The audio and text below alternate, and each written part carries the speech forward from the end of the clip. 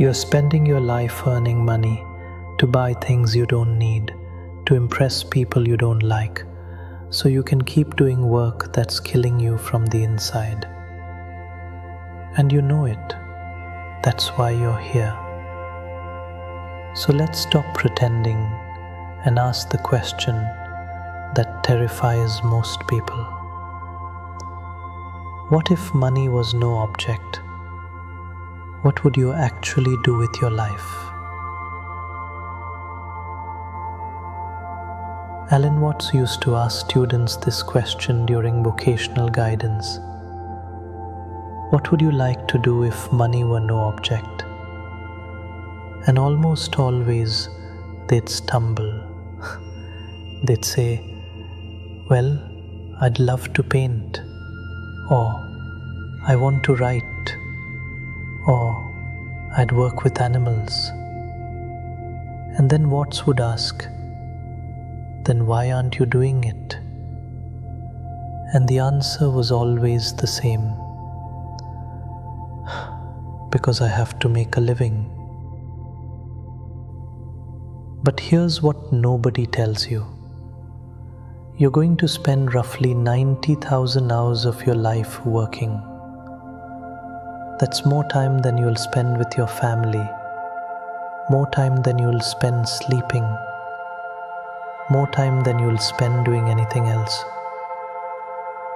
And if you spend those 90,000 hours doing something you hate just to accumulate security, you'll arrive at the end of your life with money in the bank and a profoundly wasted existence.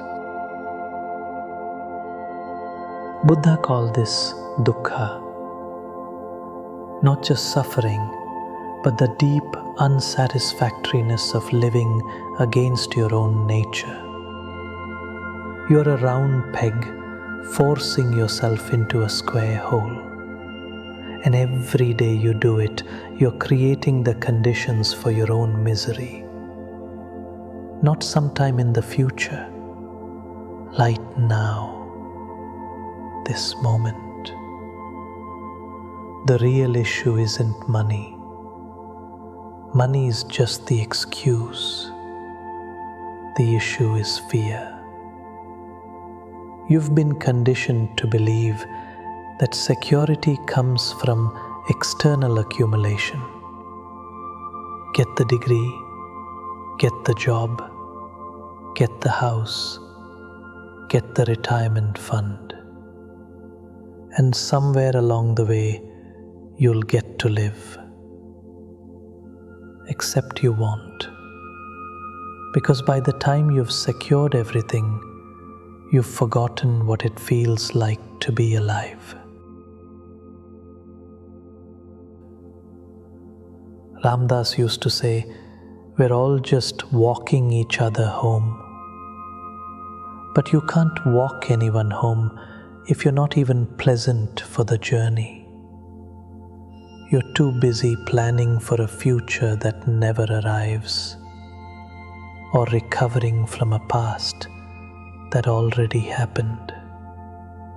You're trading the only thing you actually have, this moment, for the fantasy of security. And here's the cosmic joke. There is no security. Not really. You could have $1 million in the bank and get hit by a bus tomorrow.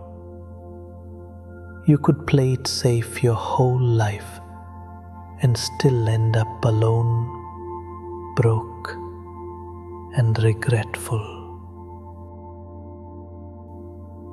The security you're chasing is a mirage. It's not real. What's real is this breath, this choice, this moment where you get to decide whether you're going to keep betraying yourself or start living.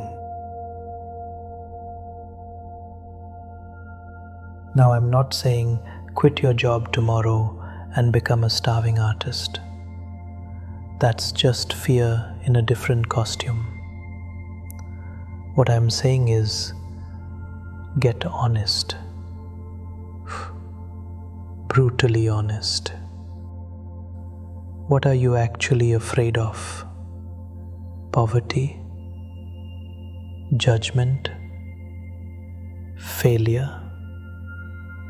And then ask yourself, are you not already living that fear by denying who you are?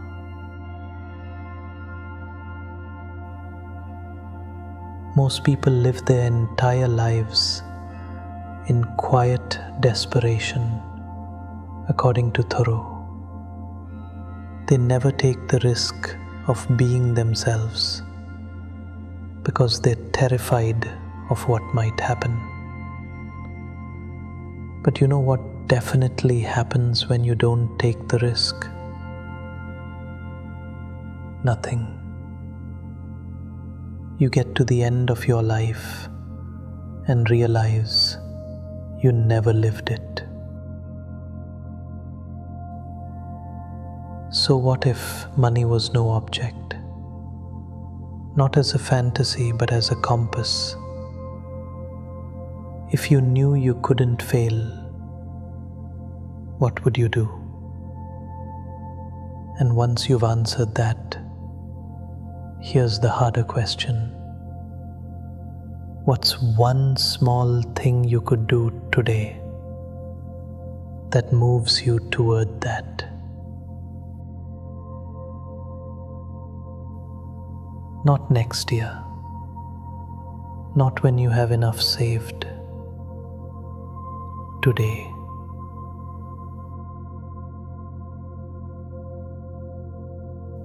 Because here's the secret nobody tells you. When you align your life with what actually calls to you, money follows.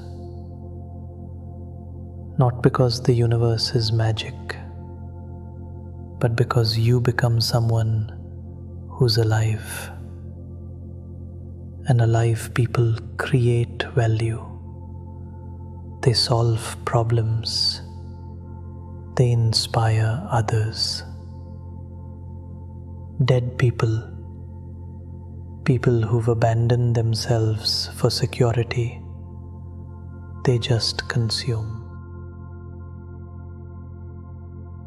The Buddha didn't wait until he had financial security to seek enlightenment. Ram Dass didn't wait until his Harvard tenure was secure to go to India. Alan Watts didn't wait for permission to speak the truth. They recognized that the only security that matters is the security of knowing you didn't waste your life pretending to be someone you're not. Your life is happening right now. Not when you retire, not when the kids are grown, not when you've paid off the mortgage. Right now. And every moment you spend doing work you hate, buying things you don't need, living a life that isn't yours, that's a moment you'll never get back. So ask yourself, what makes you come alive? Not what makes you money, not what impresses your parents, not what looks good on paper. What makes you come alive?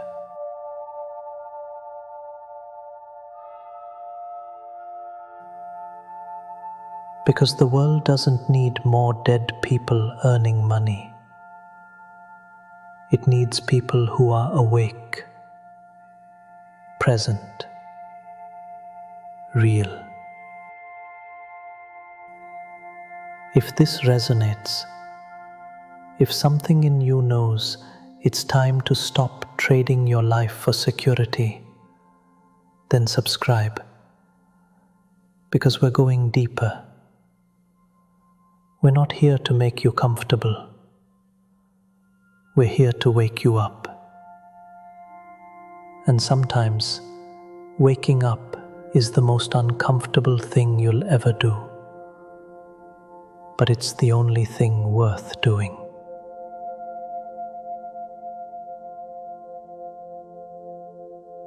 What if money was no object? You just found out. Now what are you going to do about it?